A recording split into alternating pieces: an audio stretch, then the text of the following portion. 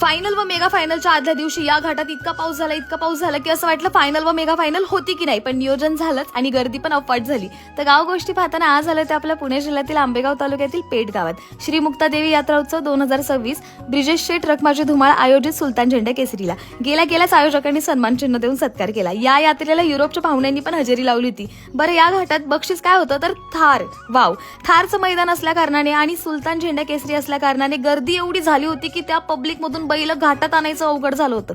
घाटाच्या मागचं पण वातावरण पाहता, स्टेजच्या पुढचं वातावरण पहा. कोण कोण आहे या गर्दीत नाव कमेंट करा.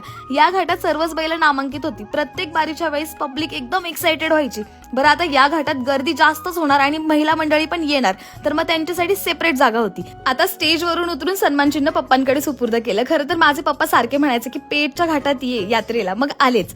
जुनी पिढी नवीन स्टाईलने हाय करतीये. आता ज्यांना 12 घाटात बघायला नाही भेटल्या त्यांनी स्क्रीनवर पाहिल्या. अनाउन्सर मंडळी आणि लाईव्ह वाली मंडळी पण भारीच.